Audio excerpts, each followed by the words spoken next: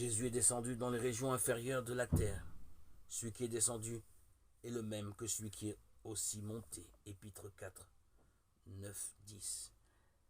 Les apôtres confessent par leur foi la descente du Christ aux enfers et sa résurrection des morts le troisième jour.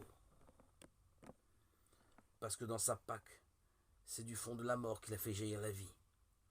Le Christ, ton Fils qui remontait des enfers, répandit sur le genre humain sa sereine clarté, et vit et règne pour les siècles des siècles. Amen. Les fréquentes affirmations du Nouveau Testament selon lesquelles Jésus est ressuscité d'entre les morts, Actes 3, 15, Romains 8, 11, 1 Corinthiens 15, 20, présupposent préalablement à la résurrection que celui-ci soit demeuré dans le séjour des morts. C'est le sens premier que la prédication a donné à la descente de Jésus aux enfers. Jésus a connu la mort comme tous les hommes et les a rejoints par son âme au séjour des morts. Mais il y est descendu en sauveur, proclamant la bonne nouvelle aux esprits qui étaient détenus. Le séjour des morts où le Christ mort est descendu, l'Écriture l'appelle les enfers, le Sheol ou l'Hadès, parce que ceux qui s'y trouvent sont privés de la vision de Dieu. Tel est en effet, en attendant le Rédempteur, le cas de tous les morts, méchants ou justes, ce qui ne veut pas dire que leur sort soit identique comme le montre Jésus dans la parabole du pauvre.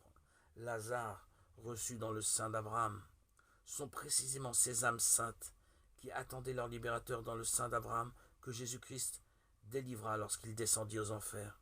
Jésus n'est pas descendu aux enfers pour y délivrer les damnés, ni pour détruire l'enfer et de la damnation, mais pour libérer les justes qui l'avaient précédé. La bonne nouvelle a été également annoncée aux morts.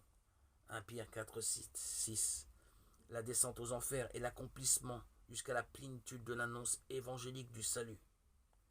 Elle est la phase ultime de la mission messianique de Jésus, phase condensée dans le temps, mais immensément vaste dans sa signification réelle d'extension de l'œuvre rédemptrice à tous les hommes de tous les temps et de tous les lieux. Car tous ceux qui sont sauvés ont été rendus participants de la rédemption. Le Christ est donc descendu dans la profondeur de la mort afin que les morts entendent la voix du Fils de Dieu et que ceux qui l'auront entendu vivent. Jean 5, 25. Jésus, le prince de la vie, Acte 3, 15, a réduit l'impuissance par sa mort. Celui qui a la puissance de la mort, c'est-à-dire le diable, et a affranchi tous ceux qui leur vie entière était tenue en esclavage par la crainte de la mort. Hébreux 2, 14, 15.